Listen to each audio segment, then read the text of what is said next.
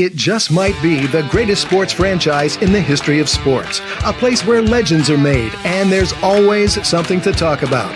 Get ready to immerse yourself in pinstripes. Start spreading the news, hosted by Paul Semendinger and E.J. Fagan, a couple of doctors with a prescription for Yankee fever. And now, here's Dr. Paul Semendinger and Dr. E.J. Fagan. Get ready to start spreading the news. All right, here we are, ladies and gentlemen. It is February the 10th, the week that spring training begins. Oh, baby. The long, cold, lonely winter is over. And for the first time in weeks, Dr. EJ and I are together. But before we bring EJ in, just a reminder that our program is brought to you by Artemisia Publishing. Please check them out at apbooks.net. They have a plethora of fantastic award-winning authors in a myriad of genres. You want a book about X or Y or Z? They probably have a host of those books. Check out Artemisia Publishing at apbooks.net. And now, ladies and gentlemen, without any further ado, it gives me great pleasure to introduce the great, the wonderful, the brilliant, the big Yankee fan, and the smartest guy in the room, Dr. E.J. Fagan. I'm not sure about that one, but Paul, thank you very much. I'm excited. You're a lot smarter than me, E.J. I'm excited to watch some backfield playing catch. I'm excited to see who's going to weigh in a few pounds lighter, who's in the best shape of their life, and you know what, A-ball catcher ends up catching Garrett Cole at some point. It's spring training time. We count down to pitchers and catchers, but like I count down to the first game. Right, that's when it actually matters, when we actually get something interesting. And the first game is, I think you told me, a week from Friday, which feels really soon. Wow. The offseason, thanks to the World Series, was kind of short, and I'm ready. I'm ready for some baseball. I am ready for some baseball as well. And I'd love for the Yankees to get a third baseman, but I don't know if that's going to happen. Maybe they're just playing chicken, but boy, it's a long game of chicken. So we have three big ideas tonight, EJ. We can talk about the backup catcher. We can talk about some of the players, if not all of them, in the series that you're running, where you're looking ahead at various players, some young, some old, etc., including the manager. And we could talk about the Gleyber Torres controversy. Let's do Gleyber Torres. Let's do the spicy one first. Yeah, I think so too. And I don't listen. Just in case people don't know how we do this, EJ and I, when we were doing our pre-production meeting, which lasts for minutes, we had a whole 5 minutes this time. That's like a record for us. Yes, it is. When we come up with a topic, we don't say like, you know what, here's my perspective, and this is what I'm going to say, and what are you going to say? And we never do that. In fact, anytime I even start saying, like, here's a thought, EJ says, well, talk about it on the air, which keeps it real and it keeps it fresh. And so I don't know EJ's position on this. He did a Bronx Beat podcast yesterday. That'll be on Start Spreading the News in a couple of days. And he doesn't know mine. I wrote an article on this, but I don't think EJ read it. I don't fault him for that because he wants to keep this fresh and exciting as well. So, EJ, you want me to just give you my big overall thought? Well, can we briefly explain to the people what happened? All right, you go, you do that, and then I'll give you my big thought. So Brian Cashman did his press conference. He was asked about a number of things, including the Jazz Chisholm trade back over the summer.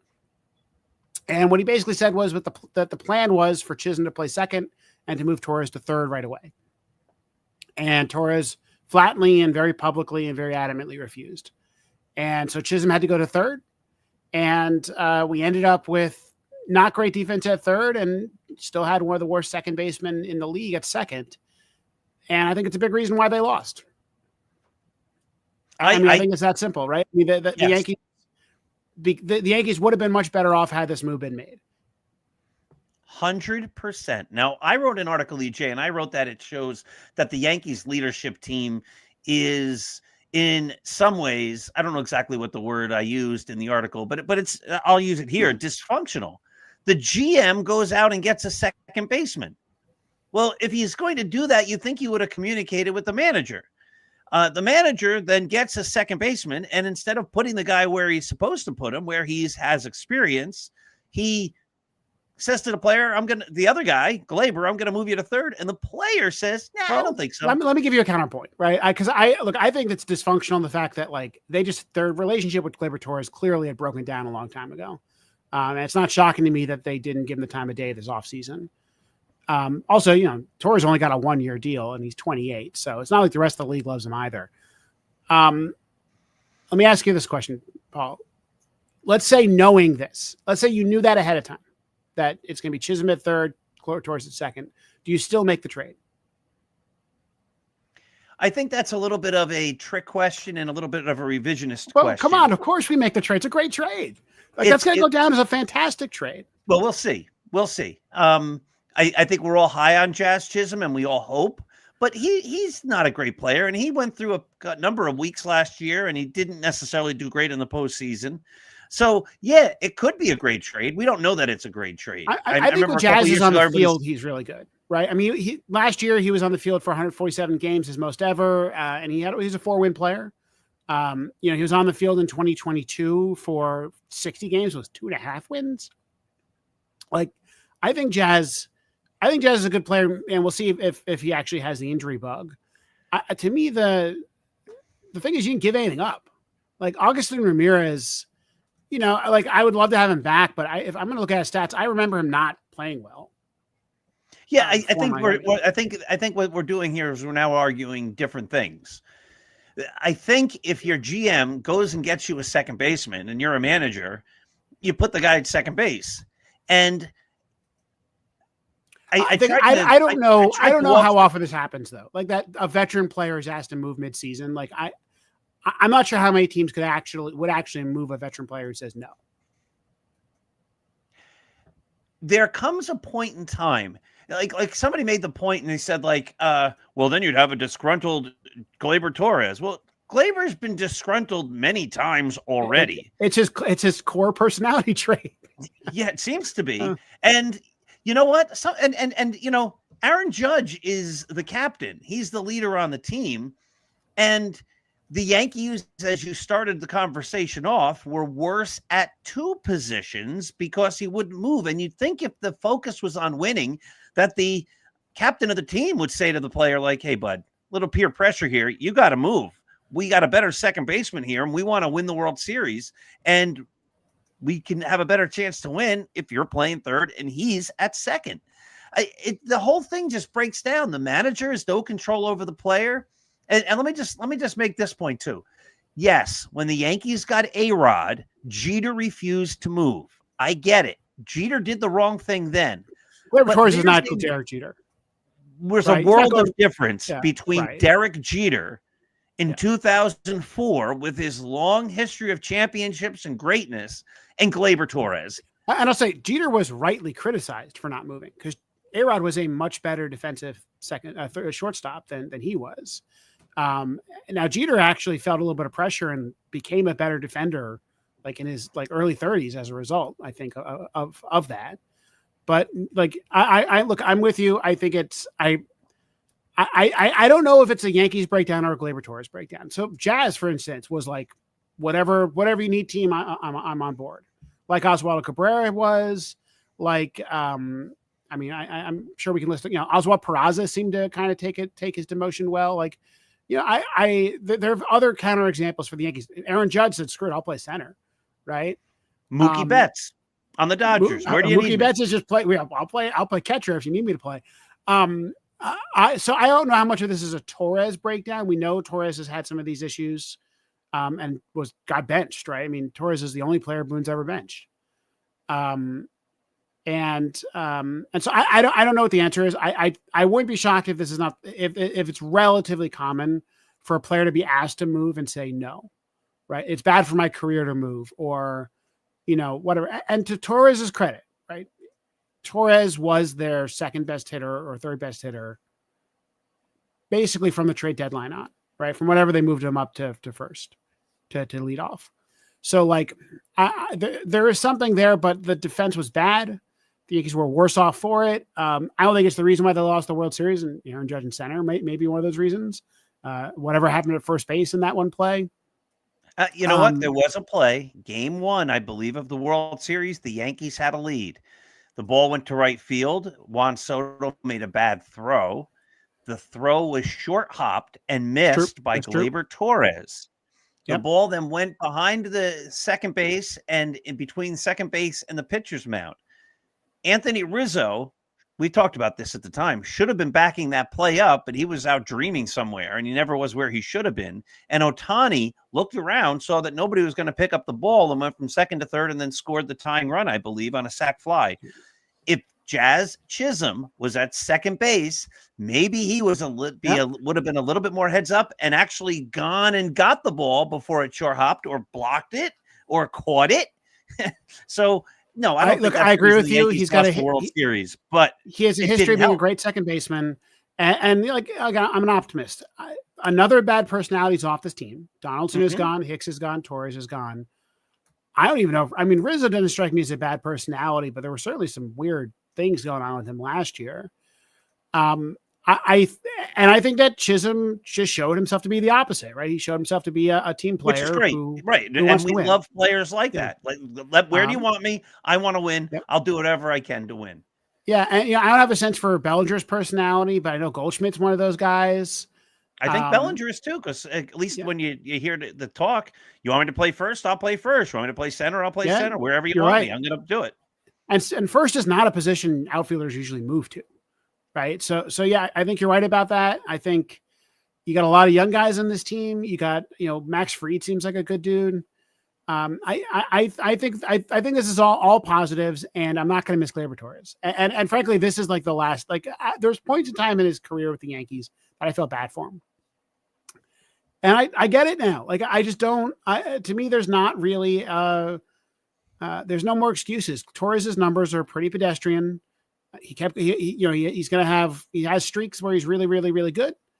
And he has periods where he's really, really, really bad. And the net output is like slightly above average, if that. And not even every season. Combine that with bad defense at second. And, he was a liability for much of his time with the Yankees. And I think it's safe to say that there's not going to be a reunion. So, look, I think Detroit's a good ballpark for him. He's still going to play second base. He actually moved another second baseman out of his position to take that second base spot. And he was offered other deals to play third base. I think he thinks that he's worth more as a free agent as a second baseman. And I think it's crazy because everybody in the world can see he's an awful second baseman. Maybe he would be a good third baseman, and then he might have a little more value, or maybe he can, not be distracted and just hit. This is the last time we're ever going to talk about Gleyber Torres, unless he beats us in the playoff series or something. And, good riddance.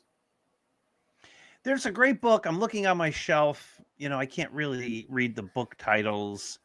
There's one called The Last Year of the Yankee Dynasty. And then there was one by a New York beat writer about the first years of the Yankees dynasty.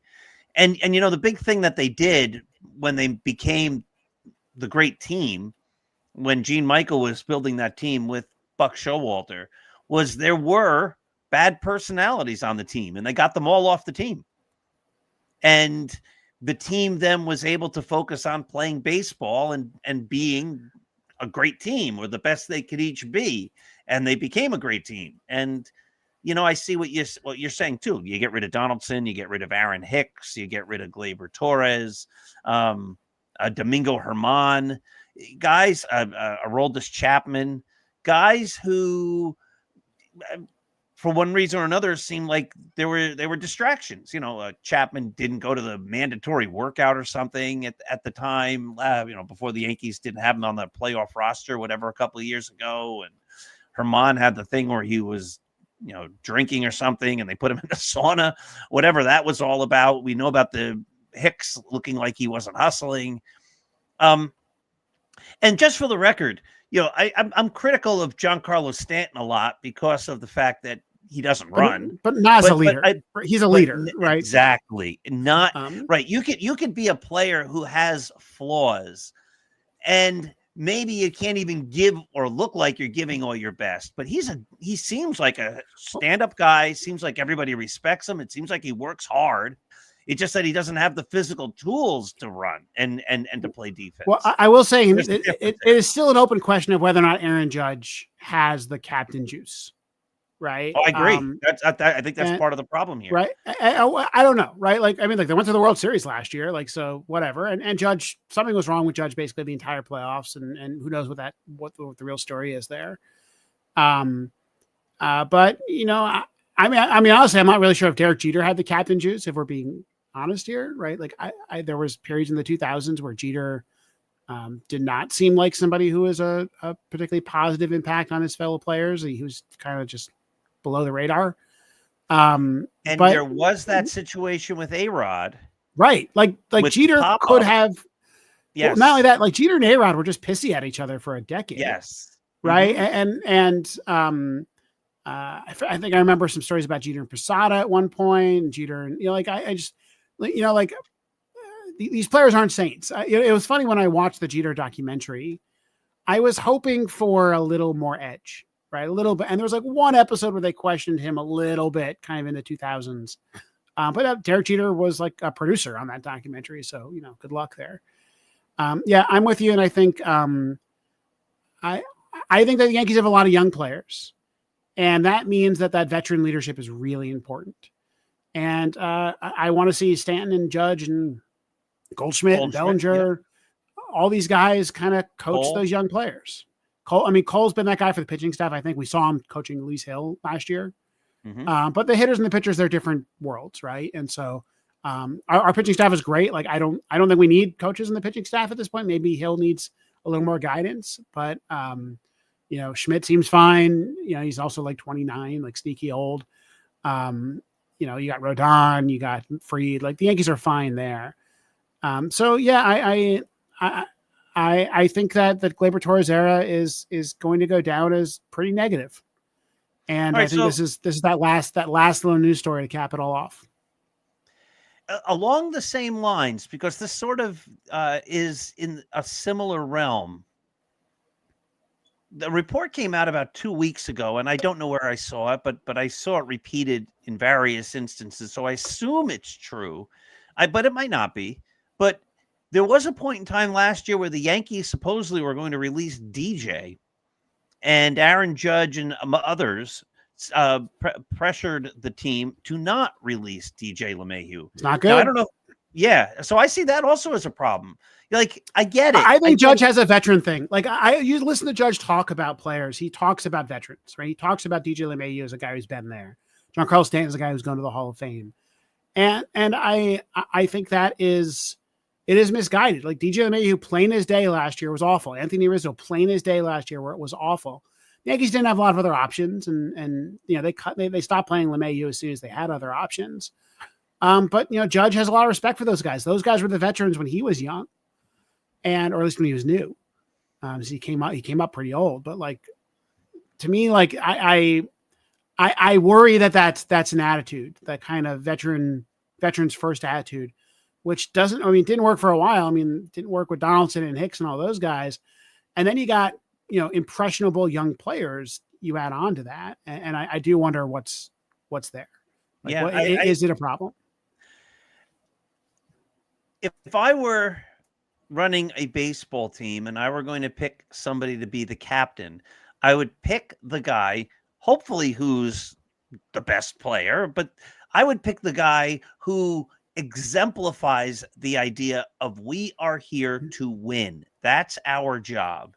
And our focus always is going to be, how are you going to help us win? Not, oh boy, you're my buddy in the locker room. And I had a discussion with a public school teacher about this, and they're like, yeah, but you have to watch out for your colleagues and things like that. And I just said, but sometimes there's an employee, even if they're your colleague, who's bringing the whole organization down. And while you as a friend, as a colleague, it's not like DJ wasn't going to get his $30 million or his $45 million or whatever. It's like you got a great pension. You're obviously not performing. You're not servicing kids now. You're doing a bad job, pal. And you're hurting all of us. So the gracious thing to do is they're giving you the golden parachute. Just go. Instead of going to the management and saying, how dare you get rid of my friend who's hurting us? He's not helping us win. So yeah, I would wish that thing about we're going to defer to the older guys, that's a good way to make sure you don't win. This is a team that's going to have to, at some point, decide whether or not the third baseman at this point should be LeMahieu, Peraza, Cabrera, or some combination thereof. And I would want to see some real actual results from LeMahieu in order for that to be the right choice. Maybe those results could come. Like, you can imagine LeMahieu being a good platoon third baseman next year. He's still a pretty solid defender. But Peraza is a really good defender. And he's younger, and he's going to be around for a while, and he doesn't have options. And I would hate to see, LeMahieu basically, trot out there to bat ninth and bat 220 with no power, while you have, a guy who could maybe at least do that and maybe be even better. And no speed. Right. I mean, it's something to watch, right? Look, the Yankees cut LeMahieu late in the year. They Phantom IL'd him. He basically said, I'm ready to play. And they said, no, thank you. So like they understood that problem. He's going to report next week, and we'll find out if he's healthy, right? I mean, maybe the foot injury was a real problem for him last year. He got injured, late in spring training, and maybe he never recovered, or maybe he's just old. Like, he's just 36, and this is what happens. And I'm curious to see how Aaron Judge reacts to that. It's going to be a different clubhouse, right? I mean, you've got Volpe 24, Chisholm 27, Dominguez 22, Wells 26, Cabrera, Peraza. That's a young team. Heel.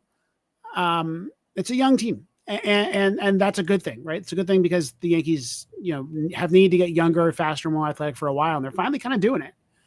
And I just hope that we don't end up, giving the veterans too much time to fail. Stan's another guy, and we can talk about these player profiles, but like Stan's another guy that I worry about just because I think the Yankees will run him out there for a long time, and he could bat 180 for months before they take him out.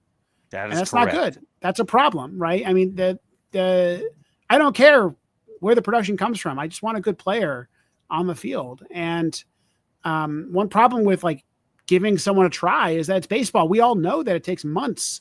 It's going to take months to see if DJ LeMahieu has it.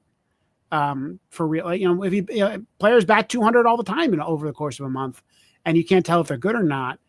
To me, I think LeMahieu needs to earn his way back. And if he does, sure, give him a bench role.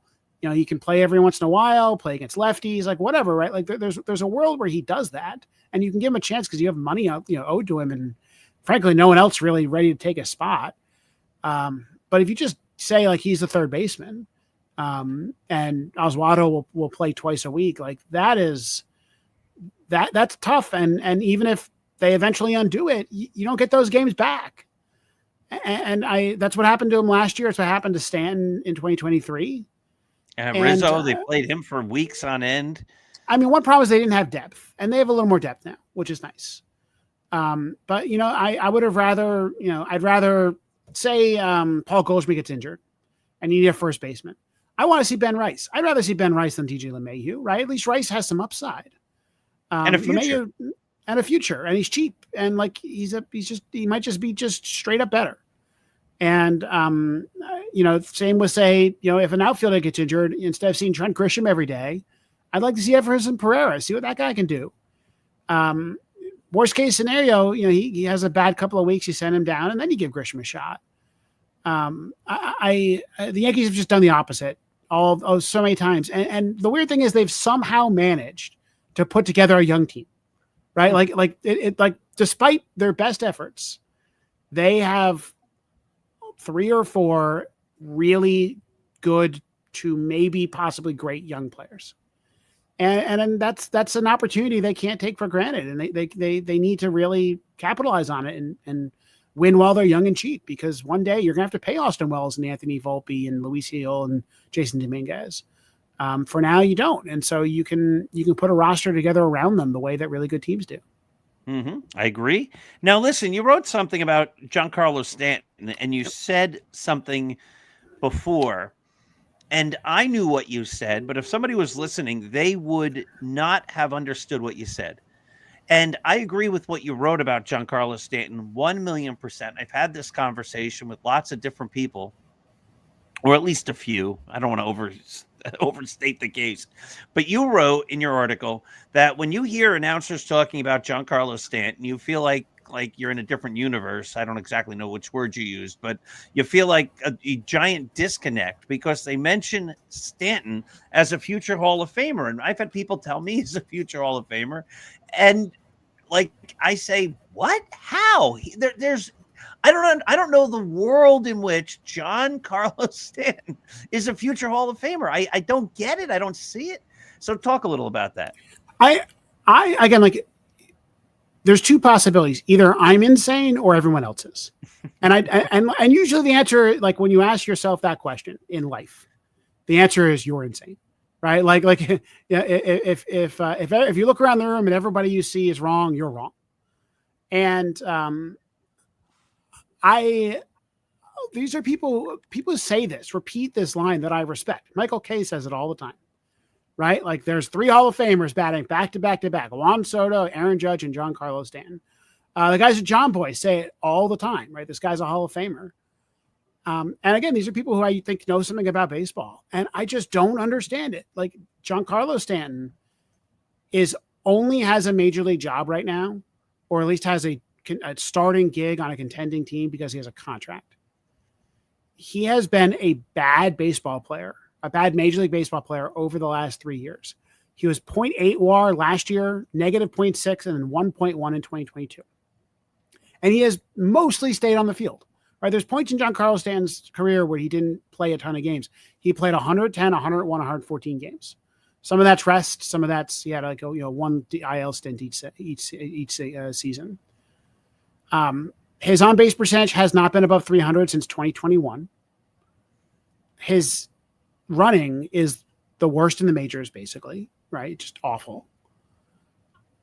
He hits the ball hard. That's all he does. He closes his eyes. He swings as hard as he can. Sometimes he hits a really fun home run, but they count the same, right? Fun home runs count the same as the other ones. And the only hesitation I have in saying Giancarlo Stanton is not a good baseball player. Probably I would love it if he would just disappear. I wish the Yankees would trade him and keep $1 million of his salary and foist him off on somebody else so they can go get a much more flexible DH, go get a Santander or a whatever, right? Like someone who's better. Is the playoff thing. And I just don't know what to make of the my sabermetric brain is telling me it's fake, right? Like it's small sample size. Giancarlo Stanton just like, what is he doing the rest of the year if he can just do this in the playoffs? But he does it in the playoffs. And he turns it on like a week before the playoffs start. And now is like a career like 630 slug in the playoffs, all with the Yankees. Was just like incredible last year. And it was fun to watch. And he was really, he's one of the reasons why they went to the World Series. Maybe the reason. And I don't understand it. I feel like I'm going insane. How is he that good in the playoffs and awful during the regular season? I've been trying to find like a theory, like some explanation that could tell me why playoff Stanton just suddenly is good. It's not that he doesn't care. It's not like he just decides to just take the time off during the regular season. My only thought, maybe Giancarlo Stanton is just really good at punishing tired pitchers. Right? Maybe it's like you're tired, you hang your slider, Stan hits it a mile. And that's not as much of a problem during the regular season, but during the playoffs, when bullpens are exhausted and everybody's been playing too much and Stan gets to rest for a week before the series starts, he just does it. I don't know. And that's the only thing keeping him on the roster in my mind, right? Like if he had put up his last 3 seasons and had the same stats in the playoffs as he did during the regular season, he's gone. Like I don't think he's on this team anymore, but somehow it happens and he does it consistently. I don't understand it. Good for him. Like I'm happy he did it. Right. And when we were talking again about Gleyber earlier and Aaron Hicks and Josh Donaldson or whatever, those guys didn't produce and they seem to have character issues. The thing about Stanton, which makes him likable and makes him, a someone that fans can get behind is he seems like a stand-up good guy that everybody respects. Absolutely. Yeah. They talk about how no matter how much he's getting booed, no matter what, he stands by his locker. He answers all the questions. And it looks like he's doing his best. The problem is it's a broken down body. So his best, like jogging to first, jogging around the bases, basically walking, is problematic because he's hurting the team.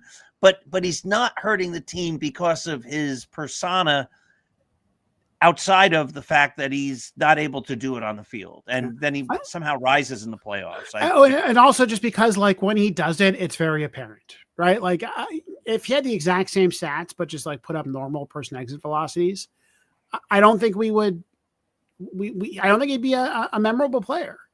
It's just like he has this weird talent that no one else in baseball has, that he can swing harder than anybody else by a mile. And then he runs into one.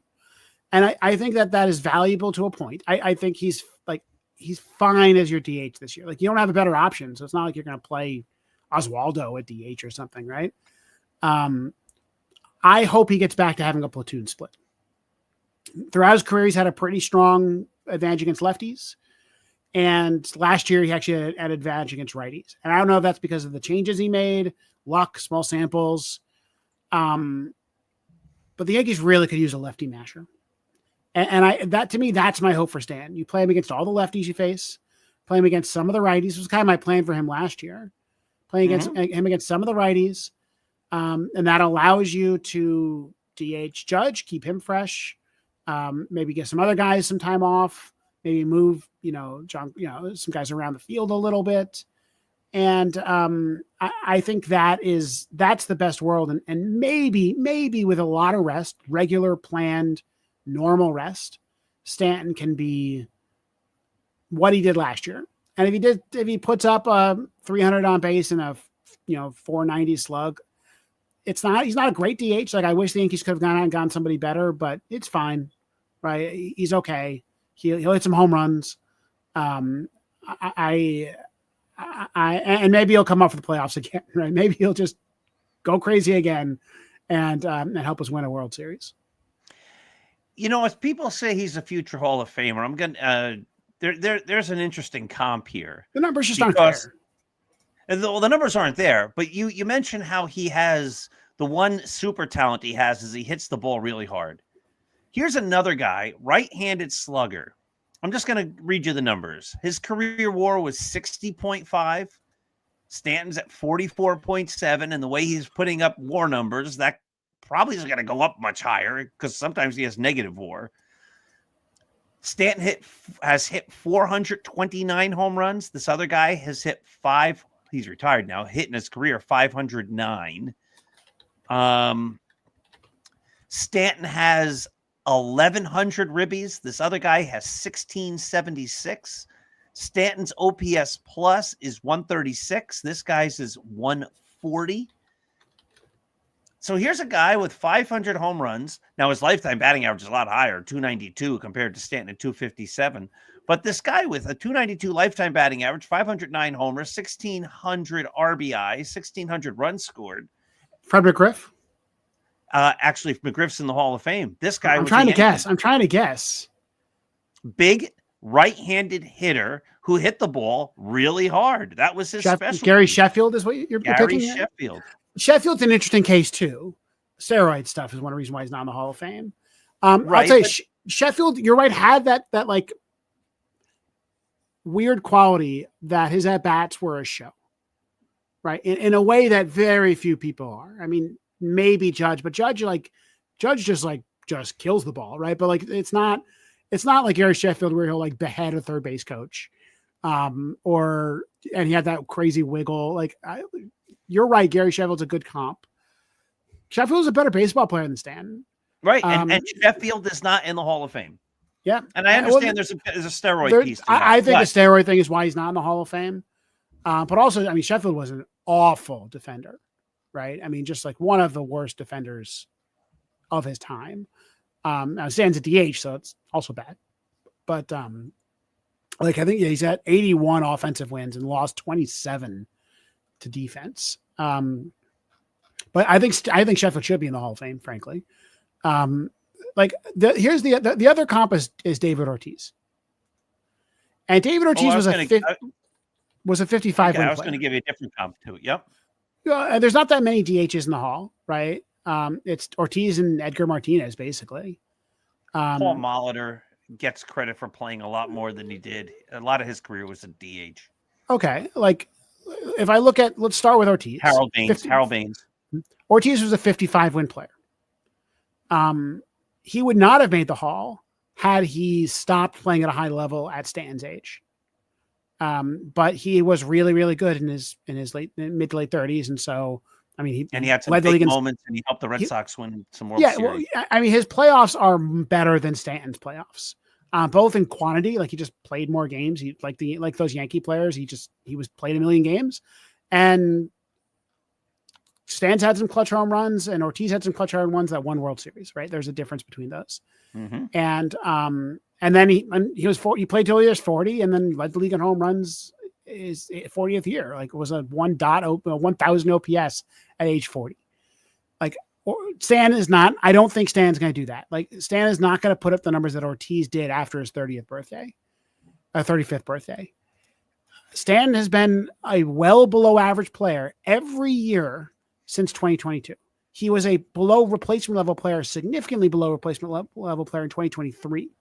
And again, I think he's fine if he does what he did in 2024 again. But I worry that he slips a little bit, right? Just a little less, like, still isn't as bad as he was in 23, but just like a 440 slug rather than a 490 slug. And he's just unplayable at that point, right? He's just a bad player. And you are better off resting somebody and playing Oswaldo Cabrera most of the time. They got 3 more years left on his contract. You're starting to get to the point where the Marlins start paying a portion of his contract. And so, it hopefully is a little easier to cut him loose if you have to, but I just don't think they're going to do it. They've bet on Stan, and they're going to make Stan their 5 hitter or something. And I know. And that's a mistake too. That's deferring to the veteran. If you're going to have Stanton, I've said this for a number of years, bat him 7th, and you go, you know what? He's not a bad number 7 hitter. But another difference between Stanton and Poppy is Poppy had a media presence, a very popular media presence. He was lovable. He had that ESPN commercial. He was the leader of a dynasty, right? I mean, it makes perfect sense. And with Posada, he had that whole thing with Wally. He puts on the Yankee hat. No, Wally. And then there was a whole thing, a New Era commercial where some Ortiz's Hall of Fame case was boosted by that. Clearly. Yes. But here's another guy who's not in the Hall of Fame. I think he's going to go in next year. I think the tea leaves say it's going to happen, but it's taken him a long time. And he's vastly superior as a player to Giancarlo Stanton. Here's Stanton's lifetime batting average is 257. This guy's at 254. Stanton has 429 homers. This guy for his career had 434. This guy, 1,289 ribbies. Stanton has 1,103. Very similar. But this guy, who's not in the Hall of Fame yet, won 10 Gold Gloves, was a 5-time All-Star. He's Andruw Jones. And I think he's going to go in next year. But it's taken him forever. And he's better, 62.7 WAR. He's better by miles than Giancarlo Stanton. And he's still not in the Hall of Fame. So I don't see... I don't know why smart baseball people look at Giancarlo Stanton and say he's a Hall of Famer. He's not. Yeah, and look, and it wouldn't be something I get upset about if it didn't have on-field implications. He is treated like he is peak Giancarlo Stanton, or even the Giancarlo Stanton after the Yankees traded for him, right? A guy who could slug 500 and actually have a decent batting average because he hit the ball so hard and not strike out too much. But his skills have just clearly degraded. And I just worry that they're going to have a very long leash on him because they just have this hope of playoff Stanton showing up. We'll see. They don't really have any other options right now, unless you want LeMahieu batting, or call Ben Rice or Everson Pereira or something. So I think I don't think there's like a decision to be made by the Yankees here, but if he is really bad, I think it's time to start giving a lot of DH time to Aaron Judge. Mm-hmm. Because that's a guy who would benefit from the rest. Yeah, I mean, he's not going to be playing center field, thankfully, but yes. But he's. I mean, he was, I think, significantly worse as a DH last year, though. He DH'd when he was a little banged up, so that makes sense. What we got from Mike here? Mike is looking at Stanton's 2019 season, where he hit only 3 homers. He played in only 18 games. He was hurt. His first year as a Yankee, he hit 38 homers, had 100 RBIs. That was after he hit 59 homers and was the MVP in the National League. Comes to the Yankees, and then he spends 2019 basically hurt. He plays in only 18 games. And then the next year's COVID, he plays in only 23 games. So he loses a couple prime years there. Had Stanton not been injured as much when he was in his early 20s, right? Yeah, they were like freak injuries, not really his fault. But had he stayed at that MVP level in his 20s, so that he's a 27-year-old MVP with Florida, hits 58 home runs, the Yankees traded for him, and just immediately the level goes down. It's still good. He was still a good hitter when he was on the field in 2018. He wasn't on the field that much in 2019, but when he was on the field in 2019, 2020, even 2021. But like it went from MVP to really good DH. And he would have made the Hall of Fame had he stayed at MVP through his 30s. And then he hits 30, and then he takes the step or down. Through his 20s, right? Right. Like just 2 more seasons as MVP Stan, Hall of Famer, easy. But this is a guy who has now been a Yankee for a long time. He had 1 season in 2018 that was really, really good. And since then, over the course of 6 seasons, he has been a 4.5 win player. 5 seasons, 4.5 win player. Total. Less than 1 win per season. That's what I was saying before. One of those is 2020, so you can add a little bit there if you want, but still, like, that is pitiful, right? He is going to go down as the worst trade Brian Cashman will ever make, by far. Not even close. No one else comes close.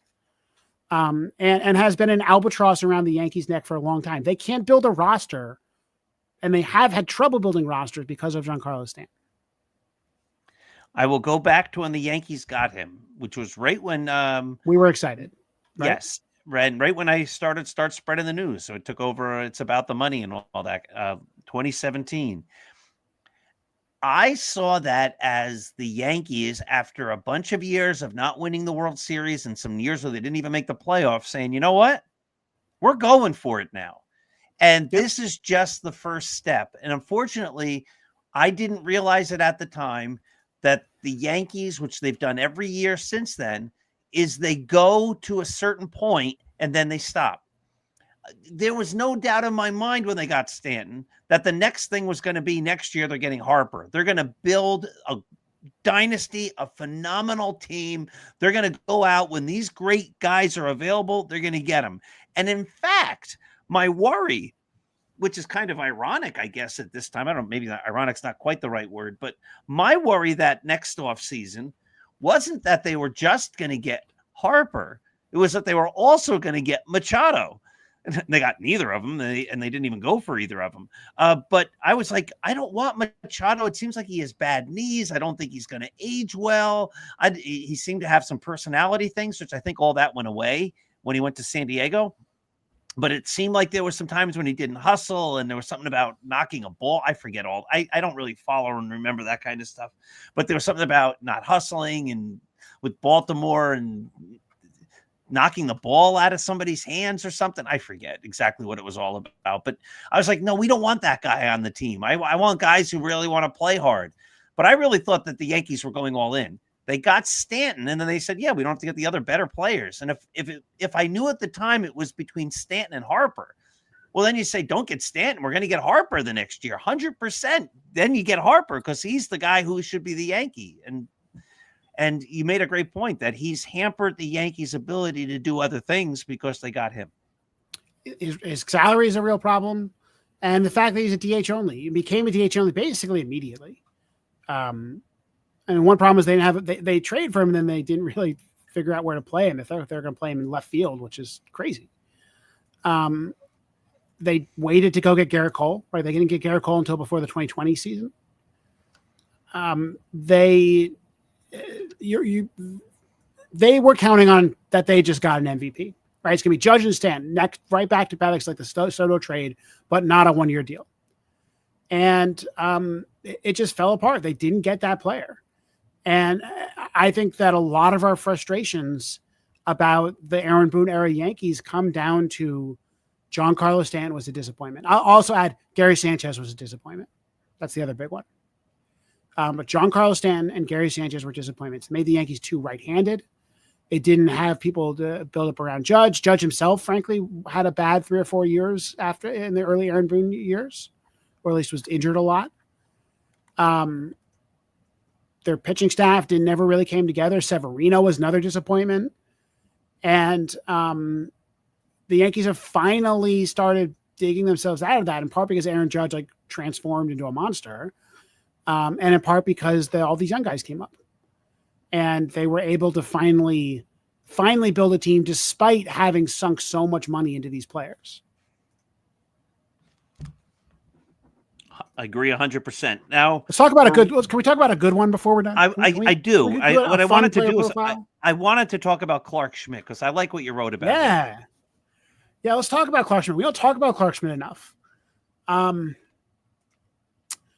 I think when you dig into the numbers, that Clarke Schmidt is essentially a number 3 starter. What was his ERA last year? 2.85. Now that was a little lucky. StatCast thinks it should have been about a run higher, or about 3.5, something like that. But it's still pretty good. And I think that he came into the season with a mission, and it was get lefties out, right? Schmidt had a weakness in 23 and 22, and that was that he was good against righties and lefties hammered him, which is why we were all saying, let's convert him to the bullpen. Right? That's your solution right there. To have him face fewer lefties. And the Yankees didn't do that. And to their credit, he just kind of figured something out. He developed a cutter before the 23 season. It was really bad. The cutter got hammered during the 23 season. And it just like there's really no explanation other than it just got better during the 24 season. He had no platoon split at all. Same against righties and lefties. And I can't find any change in his arsenal. Everything moves the same. Everything throws the same. I think he just got more consistent at throwing the cutter and more confident throwing it to lefties. And the results were fantastic. Even before he got injured, started going a little deeper into games. You look at his inning count, it's low, right? He threw 80 something innings, but the Yankees also definitely kept him out too long. They had a full rotation. They didn't want to convert him to the bullpen. And so they basically, as far as I can tell, had him sit an extra 3 or 4 weeks, maybe because it was, an elbow, a lat injury, and they want to be careful. But they just didn't have a place to play him. And so they said, Garrett Cole's back, but Luis Gil's doing pretty good. And at that point, Stroman hadn't kind of completely collapsed. And so his initial prognosis was that he'd be back around the end of mid-July, even early July, possibly. He got injured the last day of May, and they said 4 to 6 weeks to return. He didn't come back till September. And that's why his innings count is low, and also because he doesn't go deep into games. But I think you can kind of close your eyes and just look at him as a 120 inning guy last year. And I think that's a pretty good result. I think that it's just kind of now time to take the training wheels off and say, you're now a major league starter. You're a pretty good major league starter. You're going to be our 4th or 5th starter next year. And as far as I can tell, basically the Dodgers and the Braves are the only teams that have a better 4th or 5th starter than Schmidt. We can nitpick him, right? He doesn't go deep into games, but no one goes deep into games anymore, right? Yeah, nobody 150 innings is 150, 160 innings. That's a starter. That's just a normal starter. That was the thing with Blake Snell. A lot of people are like, we don't want Blake Snell. He doesn't pitch deep into games. Well, nobody does. I mean, it just becomes silly to say you don't want that one guy because he's actually a pretty good pitcher.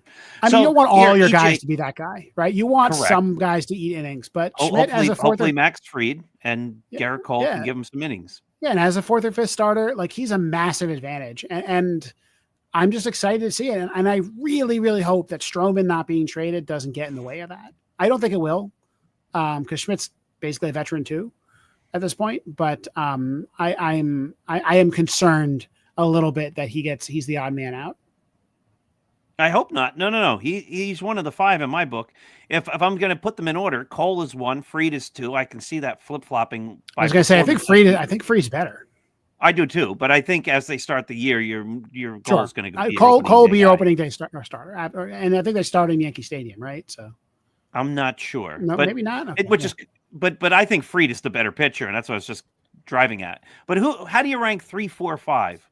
Is Heel your number 3 guy? Because I think he is. I'm looking at his numbers right now. This is going to be my next post that I write, and I think that the Heel is tired case makes a lot of sense. And so there was a point in time when we were talking about Heel as an all-star game starter, right? Remember that in like May and June? Oh, he was amazing in May. He had a 2.5 month stretch where he was the best starter in baseball and it was unhittable. And his control was kind of okay. And then like, you can just see it in the numbers, him getting tired. And then he made an adjustment, interestingly.